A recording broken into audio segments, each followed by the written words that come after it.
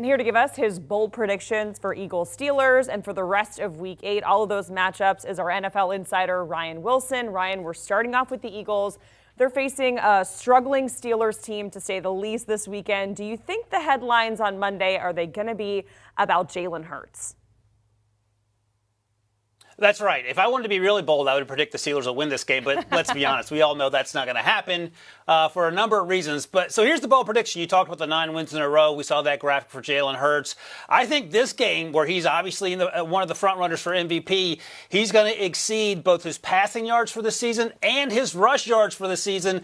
That sounds crazy, because it pretty much is. So what does that mean? In Week 3 against Washington, he had 340 passing yards. That was a season high. In the very first game of the season against Detroit, he rushed for 90 yards. I think there's going to be an opportunity to best both those numbers. And this isn't a reflection so much on the Steelers' defense, which is actually pretty good.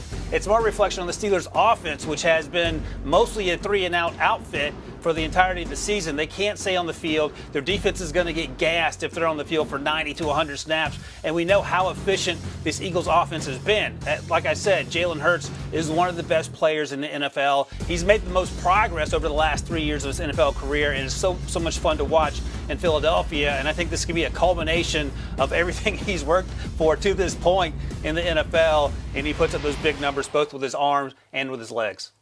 Yeah, the Eagles lead the NFL in rushing touchdowns with 13, and Hurts has 6 of those. Ryan, moving on to a matchup in the AFC East, Jets-Patriots. The Patriots got absolutely embarrassed on Monday Night Football against the Bears.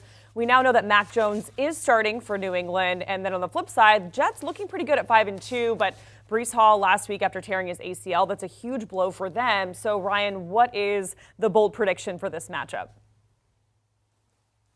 Yeah, this is a little less bold than the Jalen Hurts one, but it's bold when I give it some context. Mac Jones, he's going to start. Yeah, you told us that already, Jacqueline. He's going to finish the game. Sorry, Bailey Zappi fans. And he's going to throw 3 touchdowns without a turnover. And I think the turnover part of that bold statement is the one that gets your attention, because he has struggled with the turnovers this season. That's in part and reason why he was benched for Bailey Zappi. By the way, Bailey Zappi, he got benched for a guy named after Bailey from Party of Five. That's a problem. But again, we can talk about that later. So what does this mean for Mac Jones? So he threw 3 touchdowns, has yet to do it this year.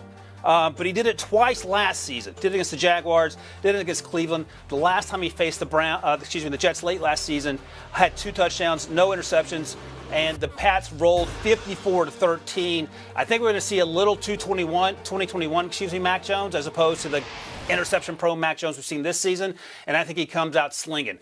And look, here's the thing. It was sort of weird to see the Patriots fans buoy Mac Jones in year 2 for Bailey Zappi. We get all that. But don't forget, he came from an Alabama program where the chips were always stacked against him. He overcame Jalen Hurts. He overcame Tua Tagovailoa, and he went on to lead that team to a national title game. I think he uses that energy this week against the Jets and proves why he was the first-round pick in 2021. Okay, so Ryan, you're saying more Mac Jones and less of Bailey Zappi singing, what was it, Stacy's mom or something on the sideline there. Next up, we're going to move over to the Dallas Cowboys. They're hosting the Bears. So the Cowboys, they get Dak back last week. They win against the Lions. But, the Bears' offense, Ryan, almost unrecognizable in their 33-14 win over the Pats on Monday Night Football. So, Ryan, what is your bold prediction here for Cowboys-Bears?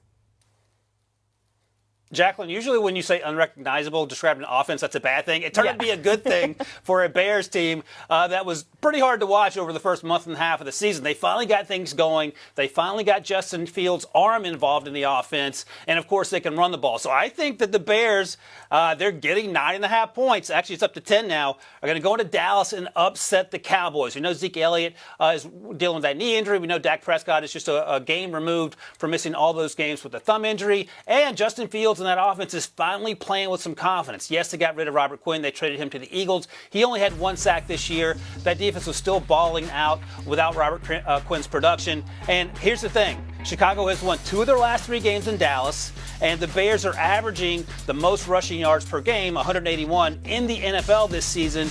And while Dallas's pass defense is really good, their run defense is mediocre, and I think that's an opportunity for Justin Fields to continue to do those things with his legs, to get the running game involved with Khalil Herbert and David Montgomery, and then throw the ball with the same sort of accuracy and productivity we saw last week. Get Justin Fields on the move. let him win on the edge with his arm and his legs. And I think there's an opportunity to go down to Dallas and maybe one of the biggest upsets of the season so far, now that we know that the Buccaneers aren't very good. So I'm going to go with Justin Fields, Cowboys, going to Dallas and beating the Cowboys, even though they're getting 10 points in that game. And Ryan, now we're moving along to the NFC South. We have the Falcons and the Panthers. I mean, this division, not good. It just seems like it's kind of up for grabs, especially with the Bucs struggling, losing 3 in a row. It feels kind of weird to say this, Ryan, but do you think the Panthers have a legit chance to lead that division after this week? It is weird to say, and the answer is yeah, they do. That's how inept this division has been over the first almost 8 weeks now. So my bold prediction, P.J. Walker, at one time, a month and a half ago, the 4th-string quarterback in Carolina, is going to win 2 in a row on the road in Atlanta. They obviously won last week against the Buccaneers. And here's the thing, P.J. Walker's career record, 3-1. Baker Mayfield's career record, 31-34. Sam Darnold's career record, 17-33. Maybe P.J. Walker isn't that bad. The Falcons are banged up on defense. P.J. Walker was dealing last week against a banged-up Buccaneers defense, no doubt, but he was still making the throws that we didn't see any of the other quarterbacks for the Panthers making over the last season and a half. So credit to him on that. Chuba Hubbard might be hurt, or he is hurt, excuse me. Dante Foreman's going to get the ball. He had a great week last week. So there are some reasons for optimism in a post-Matt Rule world with Steve Wilks gunning for his 3rd win now. The last time the Panthers won at least 2 games in a row, they started the 2021 season 3-0. They finished that season 5-12. So this has an opportunity to improve on that. And also, as you know, Jacqueline, get into the top of the division for a playoff spot, which, again, crazy to say out loud. Okay, so finally, Ryan, it is time for your upset of the week. And I will say this is a pretty bold claim that you're making here. Yeah, and I don't even feel great about it, but that's what makes it bold. Any other year, you could certainly buy into it. But I have the Packers getting 11 points in the year of our Lord 2022, upsetting the Bills. And again, don't feel great about it. Like, look, when Josh Allen and Aaron Rodgers faced off for the first time and only time in 2018, the Packers shut them out. That was the only shutout in Josh Allen's career. But the time they played before that, before Josh Allen came into the league, Aaron Rodgers was there in 2014, it wasn't good. Aaron Rodgers completed 40% of his passes. The Packers lost that football game. And the quarterback for the Bills in that game, I'm sorry, I'm chuckling, Kyle Orton. He lost to Kyle Orton in a game in which he completed 40% of his passes, didn't throw a touchdown, had a couple of interceptions. So everything has to go right for Aaron Rodgers and this Packers team from the very top to the very bottom of that organization in order for them to win this football game. And that's what makes it bold. Do I feel great about it? Absolutely not. Especially with the Bills coming off their bye, and Jacqueline, the Bills coming off their bye under Sean McDermott. A tiny little 5-0. Another reason that this prediction is incredibly bold. But if it happens, I'll be pretty happy next week and have a big smile on my face when we talk.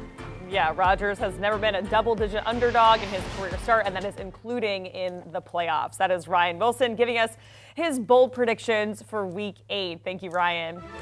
And you can hear Ryan and the rest of the crew, of the Pick Six podcast in the very latest episode. They're diving more into the top storylines for Week 8. Download and listen wherever you get your podcast, and you can scan that QR code. Do you want a sports network that delivers everything that matters about the game? The highlights, the picks, the instant analysis, no yelling, no fake debates, no politics. Hit the subscribe button and never miss a moment.